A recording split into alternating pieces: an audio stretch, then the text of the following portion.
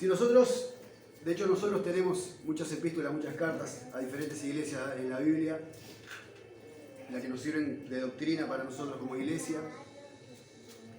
Pero imaginemos por un momento que Jesucristo mismo escribiera una carta para la comunidad cristiana de la Barca hoy, y tuviéramos la epístola de Jesús a comunidad cristiana de la Barca.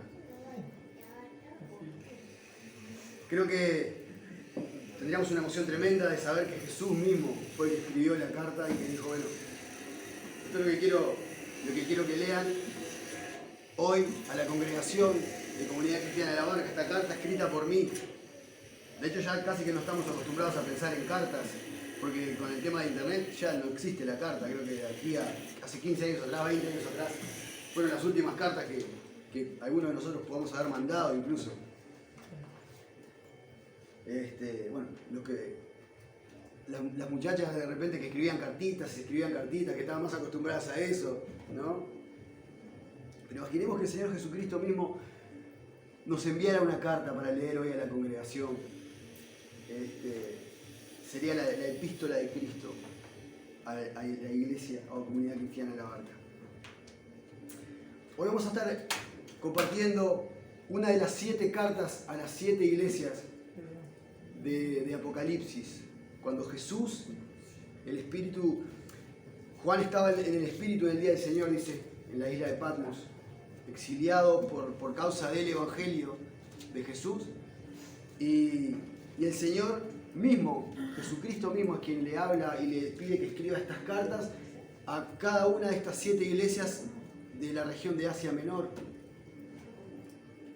Vamos a estar considerando en el capítulo 2 de Apocalipsis, la carta a los Efesios.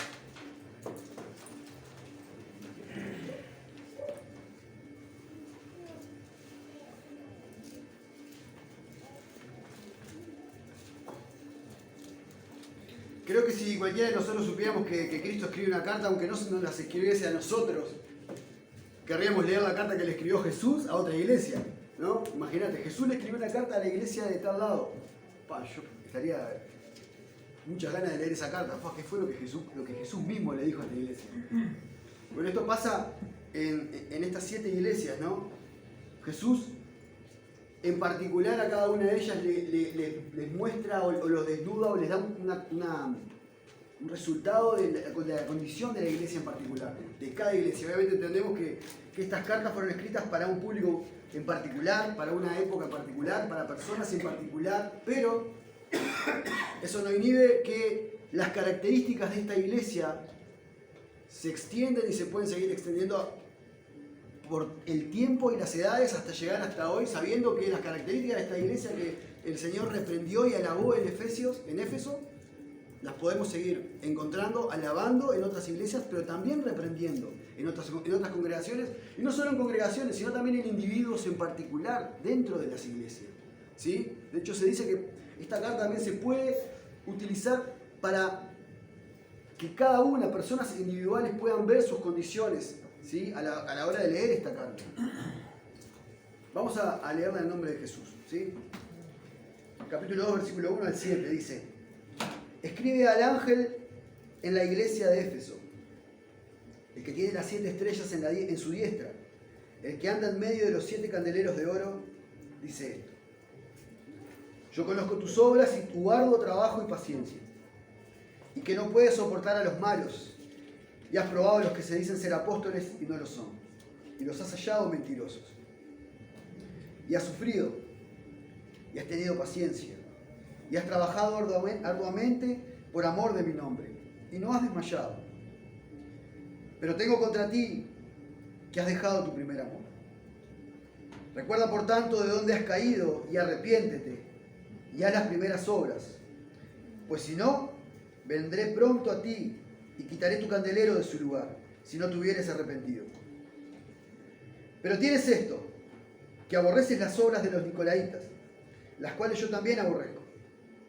El que tiene oído, oiga lo que el Espíritu dice a las iglesias. El que venciere, le daré de comer del árbol de la vida, el cual está en medio del paraíso de Dios. Amén. Déjenme introducirles un poco la situación de esta ciudad en Éfeso, en esa época. Primero que nada, estas 7 iglesias en Asia Menor, ¿sí?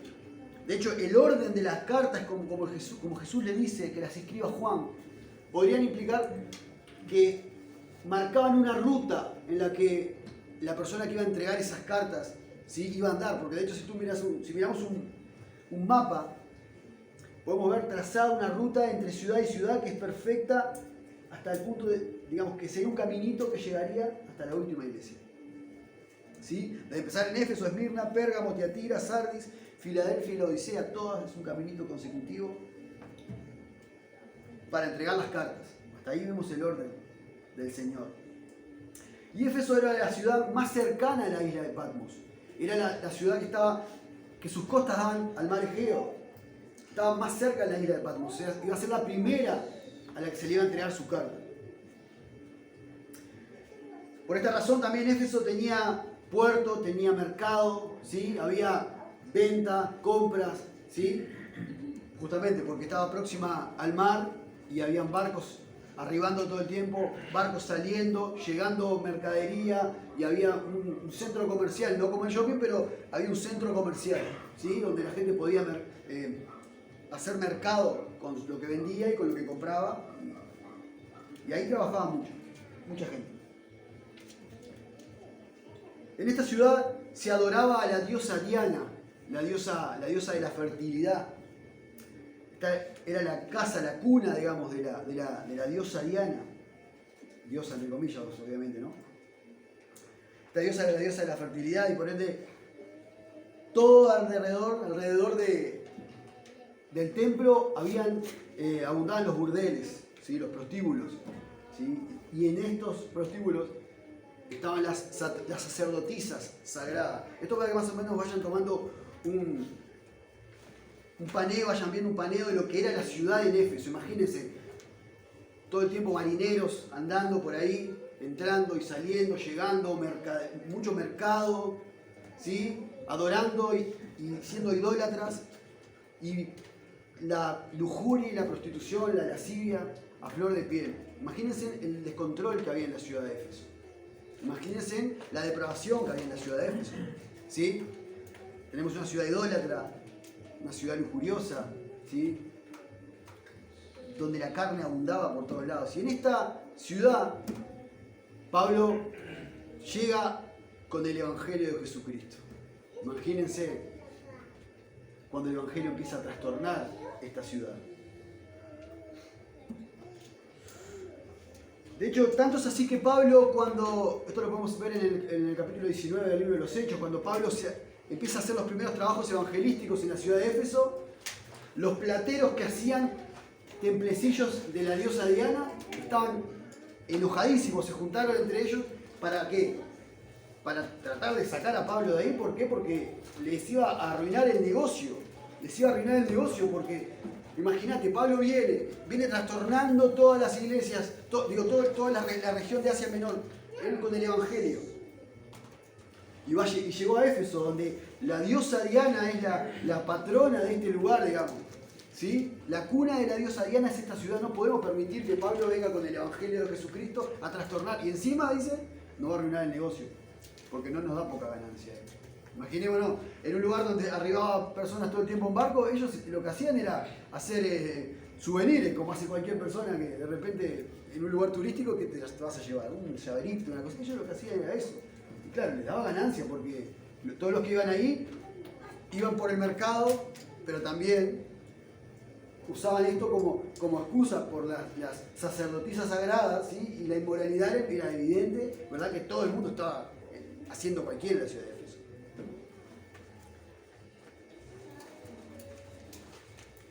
Entonces dijimos que por la predicación del Evangelio la ciudad había empezado a ser trastornada. Vamos a ir por un momento al capítulo 19 del libro de los Hechos para que asentemos bien la idea de lo que estábamos hablando. Dejen marcado Apocalipsis porque nos vamos a quedar ahí casi toda la predicación.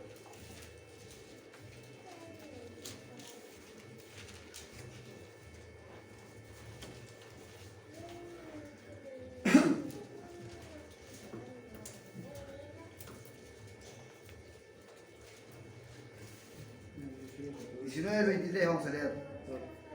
Hubo por aquel tiempo un disturbio no pequeño acerca del camino. Porque un platero llamado Demetrio, que hacía en plata templecillos de la diosa Diana, daba no poca ganancia a los artífices, a los cuales, reunidos con los obreros del mismo oficio, dijo: varones, saben que de este oficio obtenemos muchas riquezas, pero ven y oyen que este Pablo no solamente en Éfeso, sino que casi toda Asia ha apartado a mucha gente con persuasión, diciendo que no son dioses los que se hacen con las manos. Y no solamente hay peligro de que nuestro negocio venga a desacreditarse, sino también que el templo de la gran diosa Diana sea estimado en nada y comienza a ser destruida la majestad de aquella a quien venera toda Asia y el mundo entero.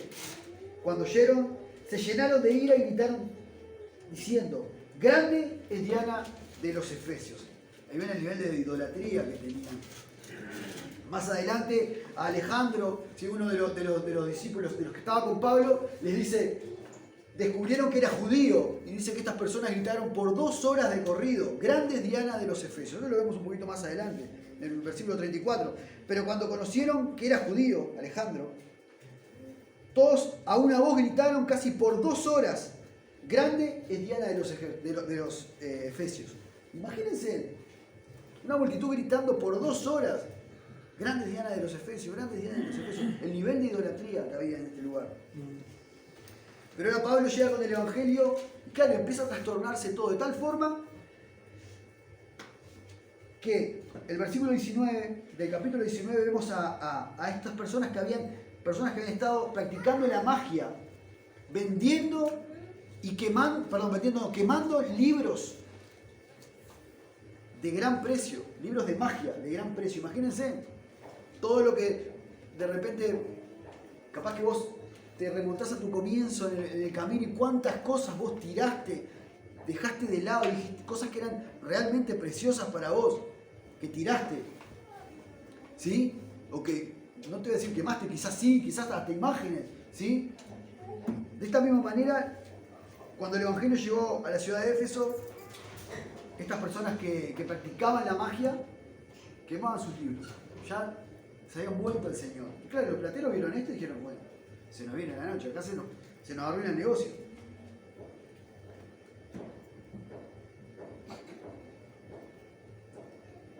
Ahora, en esta ciudad, como les decía, llega el Evangelio de Jesucristo. Y Pablo permanece en esta iglesia que había nacido en la ciudad de Éfeso, permanece ministrando de 2 a 3 años de corrido, cosa que Pablo no había hecho prácticamente en ningún lado. Se quedó de 2 a 3 años ministrando, predicando, enseñando a la iglesia de Éfeso.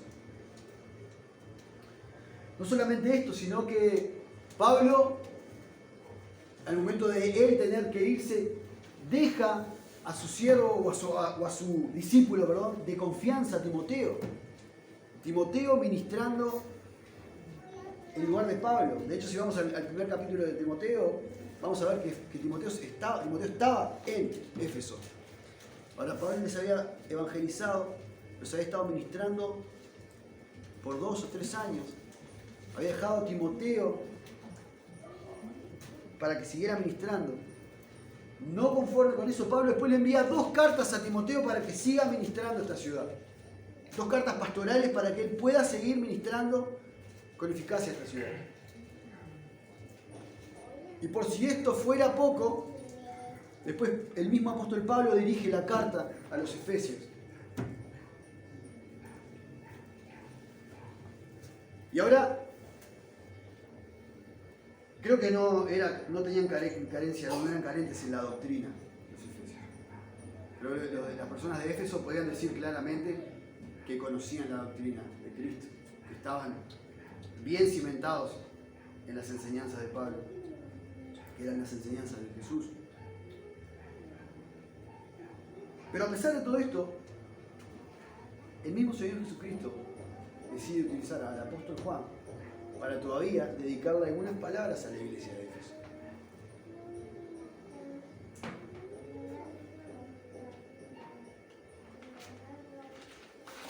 Versículo 1 de esta carta, esta epístola de Jesucristo a la iglesia de Éfeso.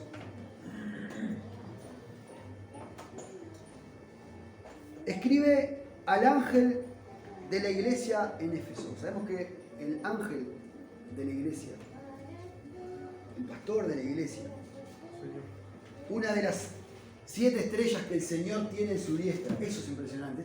Eso me llamó la atención y realmente me movió. Vemos el versículo 20 del capítulo 1. El misterio de las 7 estrellas que has visto en mi diestra y de los 7 candeleros de oro. Las 7 estrellas son los ángeles de las 7 iglesias. Eso es impresionante. Los 7 pastores de las 7 iglesias en la diestra de Jesús. Eso es impresionante, muchachos. Eso es increíble. Saber que Jesús tiene a aquellos que comparten y que guían a su pueblo en su diestra, en su mano. Yo escuchaba a Rafa hablar hoy, hablando acerca de que Él nos conoce, de que Él conoce nuestros corazones, Él conoce lo que nosotros somos. Hablaba de que la palabra misma es la que nos habla. Y cuando veo esa comunión entre la palabra, las canciones, las reflexiones que se puedan compartir de delante, digo, realmente Jesús tiene en su diestra a aquel que está guiando la congregación que yo puse a su cargo. Y es impresionante eso. Es impresionante. En el versículo 1 del capítulo 2, el emisor de la carta se presenta, habla un poco acerca de él. Escribe al ángel de la iglesia en Éfeso, el que tiene las 7 estrellas en su diestra, el que anda en medio de los 7 candeleros. Los 7 candeleros en las 7 iglesias. Ahora, imaginemos esto también. Jesús no solamente plantó una iglesia en Éfeso, no solamente plantó una iglesia acá, sino que Él está entre nosotros. Él está, porque a veces creemos que Él es indiferente a nuestras necesidades, de la índole que sea, pero Él está. Jesús está, y eso es impresionante. Él está entre medio de sus iglesias. El que tiene las 7 estrellas en su diestra, el que anda en medio de los 7 candeleros, dice esto.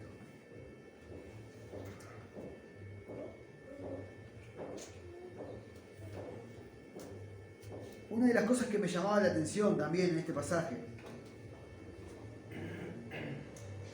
cuando usa la expresión, estoy echando un poco, él dice esto, cuando él dice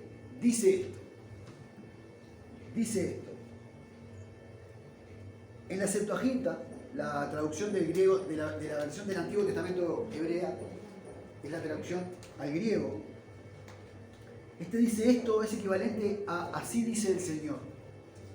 Cuando los profetas hablaban de parte de Dios y decían, así dice el Señor les decía, dile a este pueblo que así dice el Señor. Era Dios mismo hablando a los profetas para que supieran que era Dios hablando.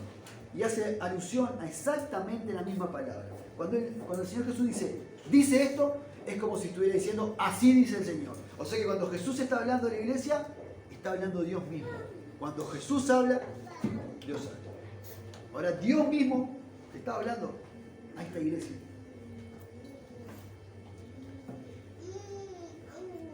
Yo conozco tus obras y tu arduo trabajo y paciencia, y que no puedes soportar a los malos, y has probado, versículo 2, ¿verdad?, a los que se dicen ser apóstoles y no lo son, y los has hallado mentirosos. Y has sufrido, y has tenido paciencia, y has trabajado arduamente por amor de mi nombre, y no has desmayado. Como decíamos, la iglesia de Éfeso había sido bien instruida en el Evangelio. La iglesia en Éfeso tenía obras. La iglesia de Éfeso tenía doctrina. La iglesia de Éfeso podía divisar a un falso maestro. Tenía discernimiento. Conocía la palabra. Sabía que cuando venía un falso, sabía que no era el verdadero. Sabía que traía doctrina cerrada. Y no solamente eso, sino que ellos obraban. Lo podemos ver claramente en el versículo 2. Yo conozco tus obras y tu arduo trabajo y paciencia. Arduo trabajo y paciencia. Has sufrido, dice el versículo 3. Un poquito más adelante. Has trabajado arduamente. no era una iglesia estática, no era una iglesia que se quedaba quieta.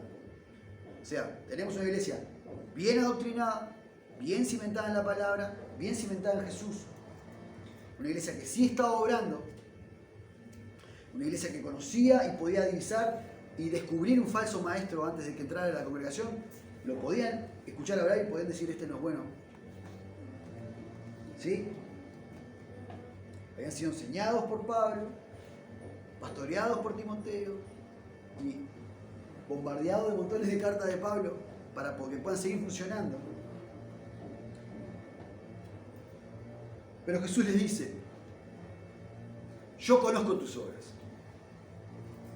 Yo conozco tus obras. Sabemos que no somos salvos por las obras, pero sí para buenas obras. Y Jesús les dice, yo conozco tus obras. Yo conozco tus obras.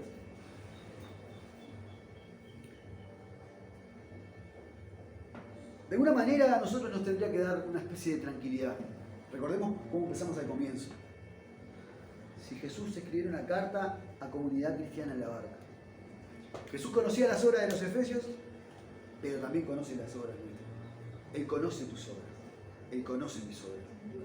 Él conoce si he trabajado arduamente. Él conoce si me he esforzado. Si he trabajado sin desmayar. Él lo conoce. Si lo hiciste bien. Él lo sabe. Él no es ajeno a tu esfuerzo. Él no es ajeno. Él conoce tus obras. Conoce tan bien tus obras, pero tan bien tus obras buenas, que también conoce la carencia que hay. La carencia que tenemos. Y creo que Jesús, reconociendo y siendo omnisciente y pudiendo indagar en lo más profundo de los corazones de los de Éfeso, podría haberle encontrado montones de errores más. Pero en cambio le dice, yo conozco tus obras. Dejaste tu primer amor. Tengo contra ti que dejaste tu primer amor. Podría haber encontrado montones de errores en las personas de Éfeso, pero él no. Él fue al centro. Al centro del problema. Tengo esto contra ti, que dejaste tu primer amor.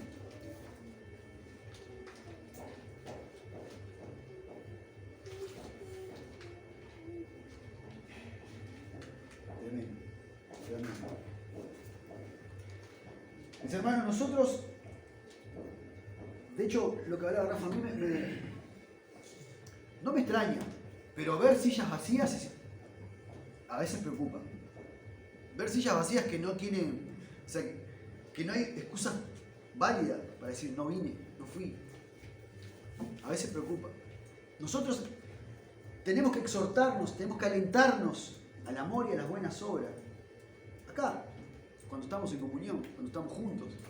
¿Sí? Y ver que hay personas que a veces tienen en poco el venir acá, el estar acá, como si fuera, hoy falto porque le quiero dedicar tiempo a la familia. Eso, de verdad, le digo con el mayor respeto, y si se quieren enojar conmigo, pueden enojarse, sanamente, o mejor enójense con el Señor.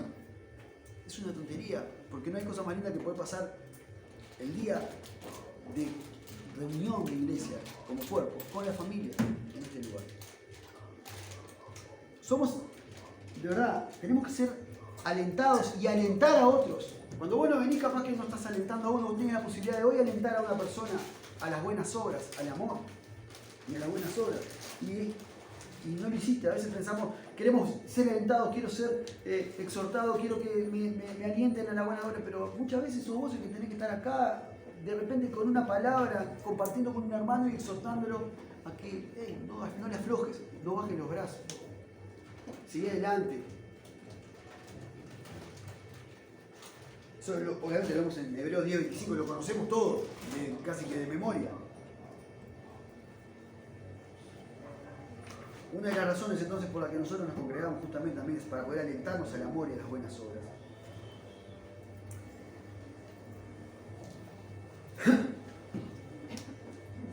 Vamos a ir al versículo 6.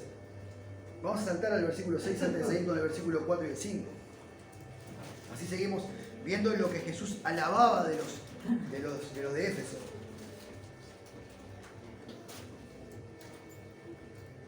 Versículo 6 dice, pero tienes esto, que aborreces, que odias las obras de los nicolaitas, las cuales yo también aborrezco.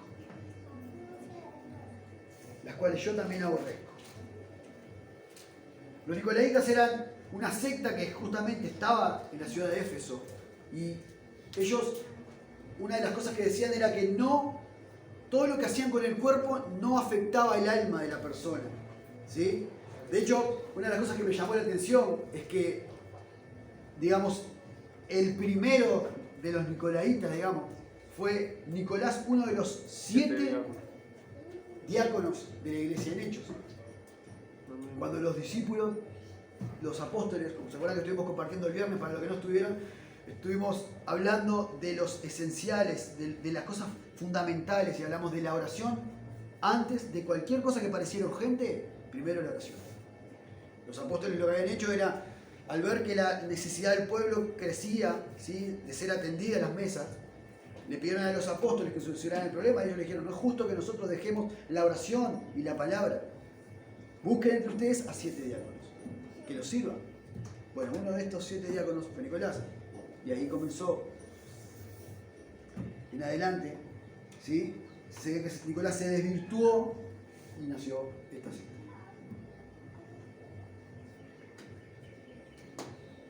Jesús alababa que ellos aborrecían las obras de los nicolaitas, eran gnósticos ellos. Está bueno ver que aborrecer, odiar cosas que no son santas no está mal, porque Jesús lo odia lo que no es santo, aborrece lo que no es santo.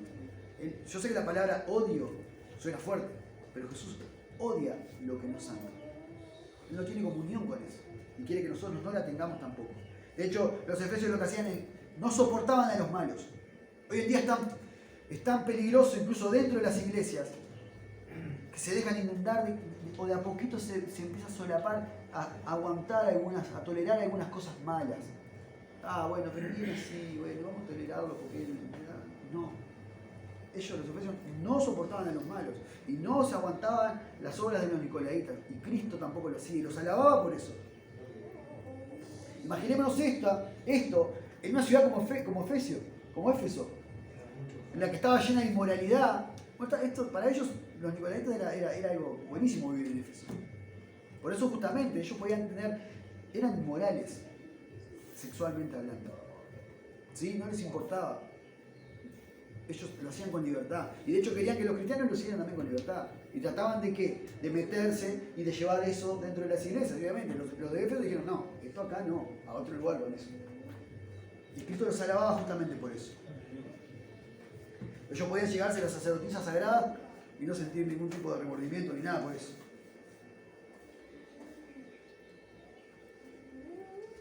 El versículo 4 del capítulo 2 empieza con un pero que es doloroso, un pero fuerte, porque viene alabando a los efesios. Y cuando le dice, pero tengo contra ti. Imagínate, vos que venís bien, y de repente te dice, pero imagínate cuando venís con tu señora, estás charlando, quiero decirte algo. Ay, papá, ¿qué hice? ¿Qué me mandé? ¿No? O tus hijos de repente, muy lindo cómo te venís portando todo, pero escuchame una cosa. Ay, ya me viene el padre. Y el Señor le dice de una manera de frenarlos un poco. Pero tengo contra ti. Y es duro entender y ver que Jesús tiene algo contra nosotros.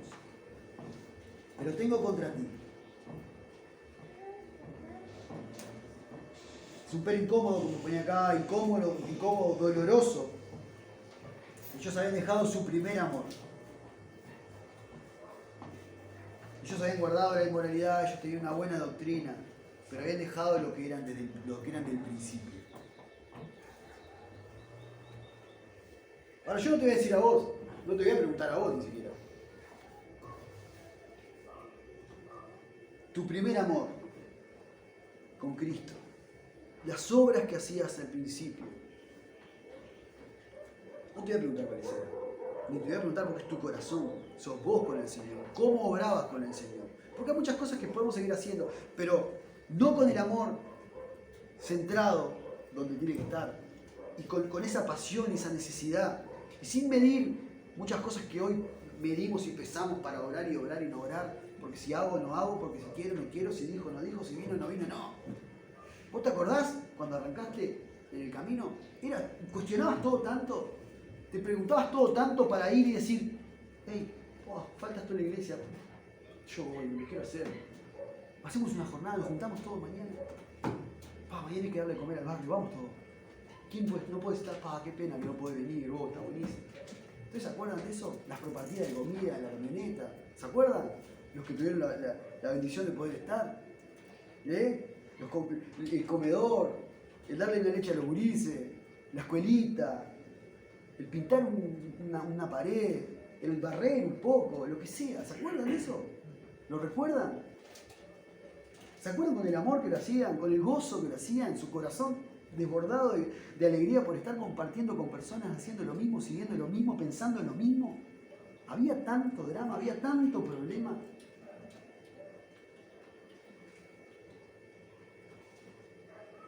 Cuando nosotros perdonábamos sin cuestionarnos, porque el amor era más importante que tener razón. Cuando buscamos el conocimiento de Jesús para ser más como Jesús y no más inteligentes ni sabios que los demás.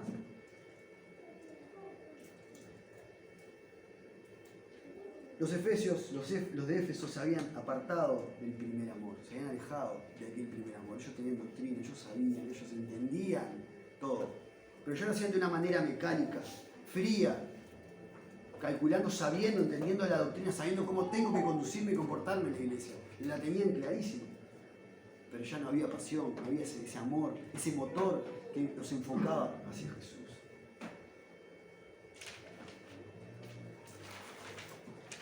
Y tenemos que dar gracias a Dios de que el amor que nos hace permanecer en Jesús es el amor de Él hacia nosotros y no del nuestro hacia Él. Si no, estaríamos en el horno, estaríamos fritos. De verdad, porque somos tan inconstantes en el amor, erramos tantas veces en el amor, que si fuera nuestro amor lo que nos hace o nos mantiene dependientes o sostenidos a Cristo, estaríamos en el horno porque tantas veces fallamos en eso.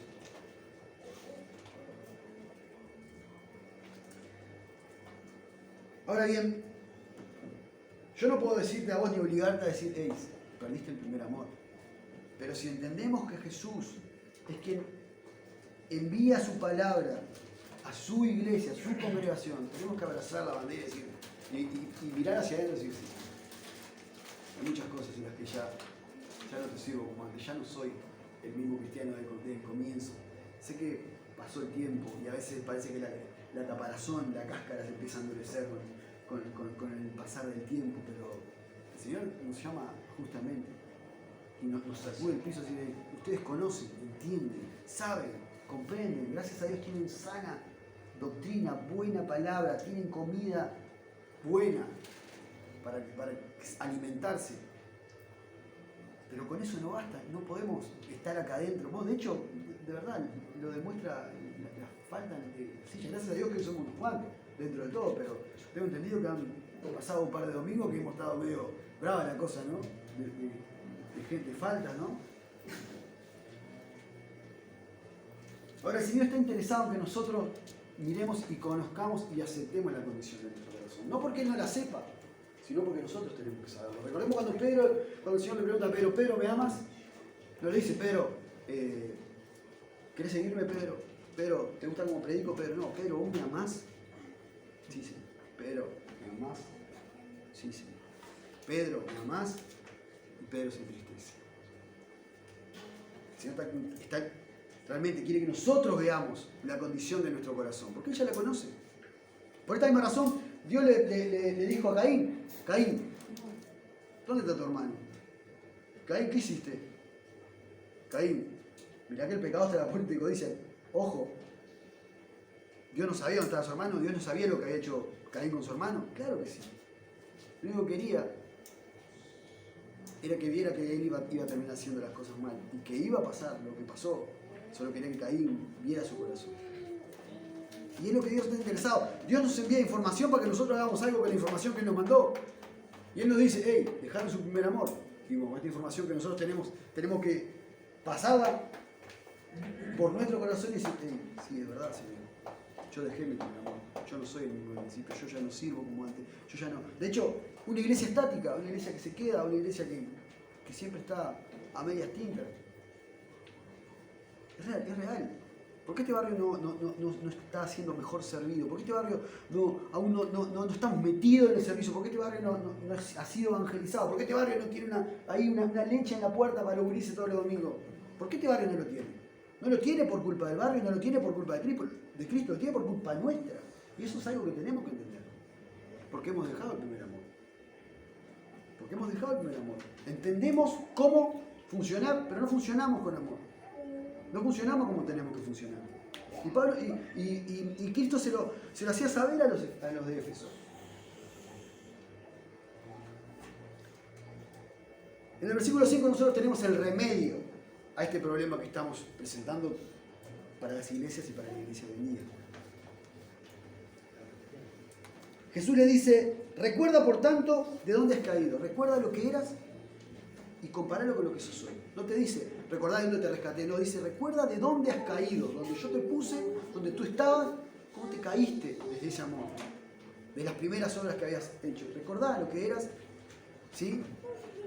Eso es lo primero, tenemos que recordar y hacer un autoexamen de lo que éramos. ¿Y qué dice después? Y arrepiéntete. Tener un cambio de actitud con respecto a esto. No podemos seguir igual.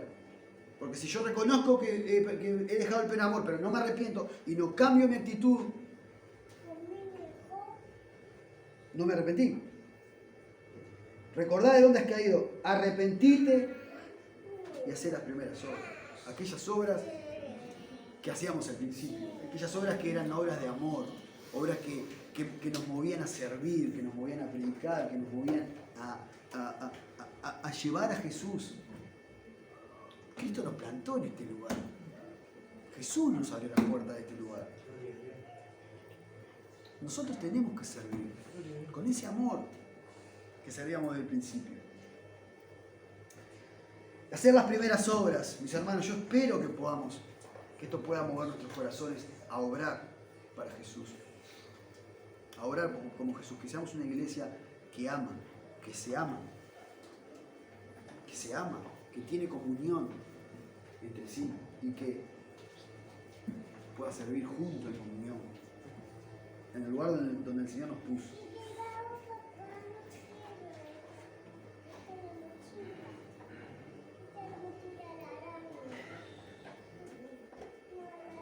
En el versículo 5 también tenemos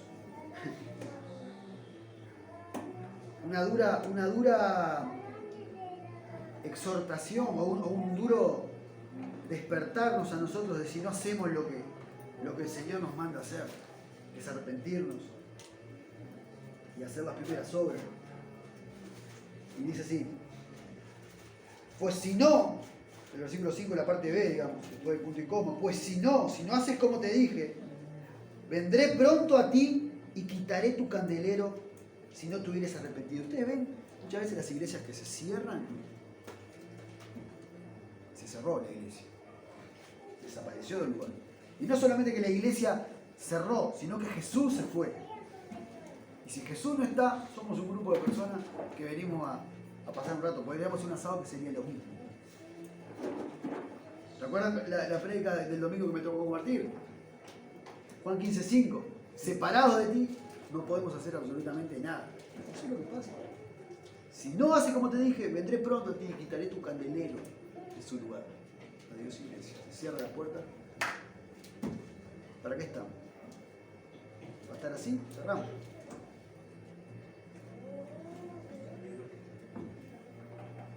Versículo 7.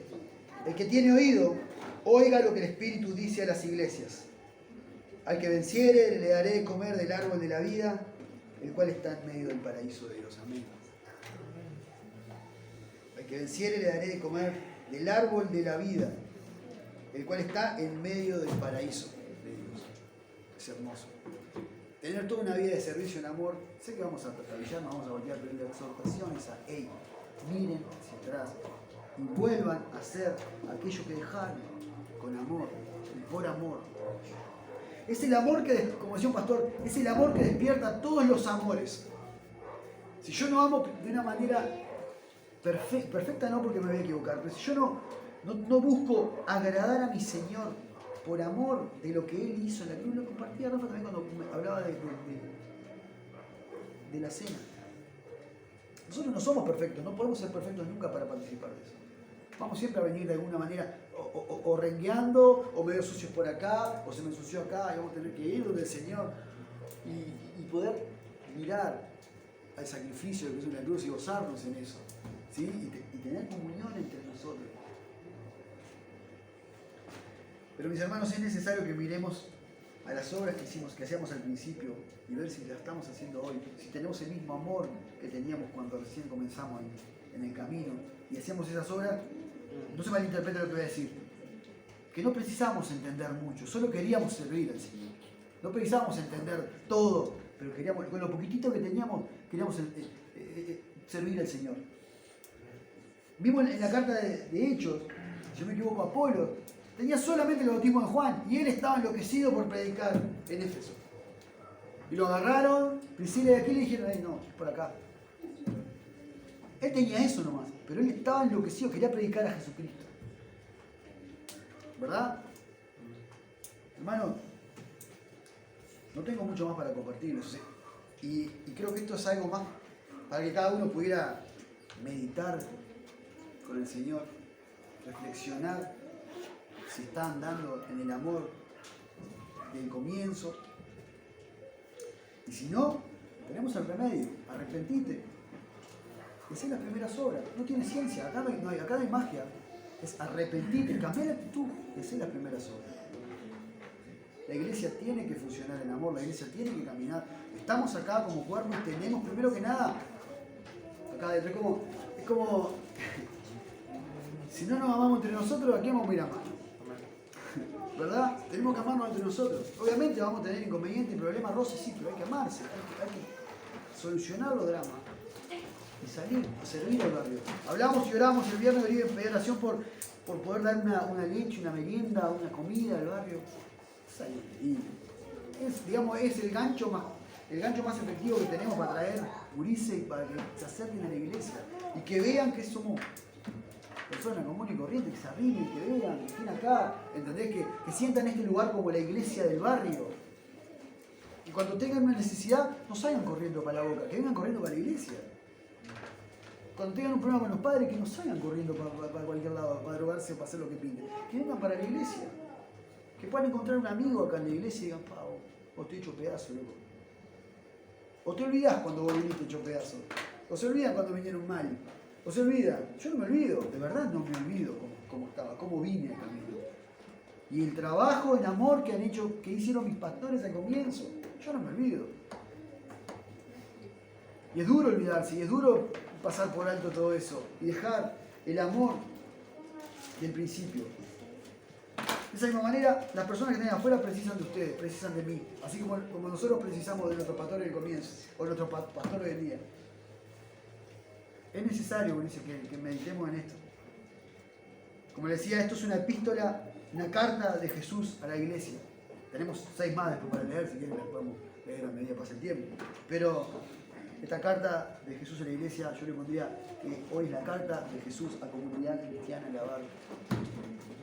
Tenés doctrina, tenés conocimiento de Jesús, estás bien cimentado en la palabra, pero dejaste el primer amor. Y por eso tenés que arrepentirte.